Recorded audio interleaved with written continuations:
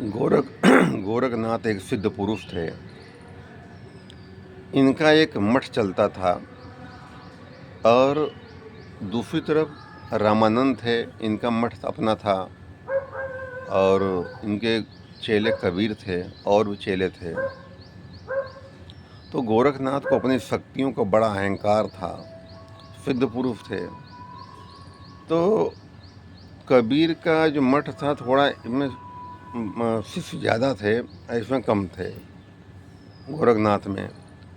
तो गोरखनाथ ने सोचा क्यों नहीं रामानंद से शास्त्रार्थ किया जाए और हरा करके उसको अपने मठ में शामिल कर लूँ मैं। क्यों सोचे मेरे पास सिद्धियाँ मेरे पास हैं, ये शास्त्रार्थ हमको हरा नहीं पाएंगे। तो गोरखनाथ जाते हैं रामानंद के आश्रम और कहते हैं हम आपसे शास्त्रार्थ करना चाहते हैं, हम हार जाएंगे तो आप में शामिल हो जाएंगे और आप जो है हार जाओ तो गोरखपंथी बन जाओ। तो कबीर के गुरु रामानंद ने कहा भाई अब तो हम वृद्ध हो चुके हैं, हमारा चेला कबीर है, तुम इसको हरा दो, मैं हार मान जाऊंगा। गोरखनाथ बोले कोई बात नहीं, आप करो या आप चेले से करो, शास्त्रार्थ करो। तो शास्त्रार्थ के लिए तैयार बात हो गई। तो नदी किनारे शास्त्रार्थ होना था, पूरा प्रचार कर दिया गया कि गोरखनाथ और कबीर का शास्त्रार्थ होने जा रहा है। तो नदी किनारे जो है काफ़ी भीड़ लगी। तो गोरखनाथ आए, एक बड़ा त्रिशूल लेके आए और कबीर भी आए।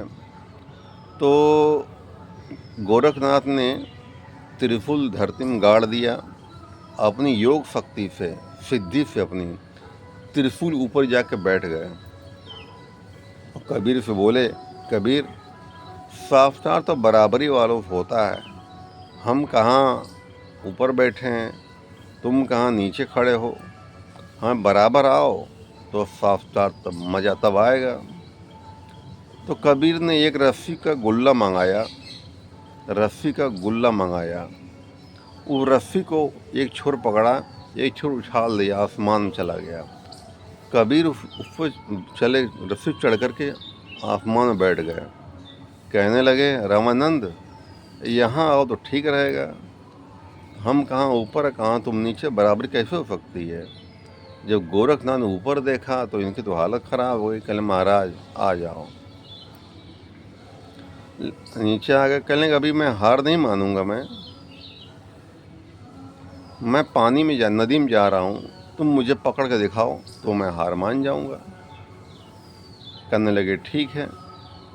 तो गोरखनाथ पानी में उतरे, अब पानी में जा कर के मछली बन गए और मछलियों के झुंड में जा कर के तैरने लगे। कबीर दास घुसे, पकड़ा उनको, उठा के बाहर फेंक दिया। तब कहने लगे कि अब भी मैं हार नहीं मानूंगा, अब आप जाओ, हम न पकड़ पाएँ तब मैं पूरी तरह हार मान जाऊंगा। कबीर ने कहा चलो ठीक है भी है। कबीर पानी में गए, अब पानी में जाके पानी हो गए, अब गोरखनाथ पर जितनी शक्ति जितनी सिद्धि थी सब लगा डाला, पूरा गंगा खंगाल डाला इन्होंने। कबीर कहीं मिले ही नहीं, थक के चूर हो गए।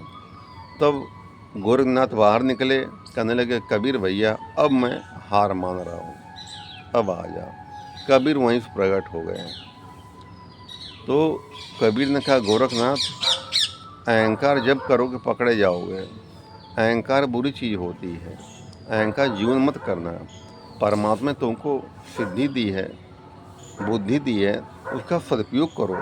किसी को नीचा दिखाने के लिए सिद्धि नहीं मिलती है।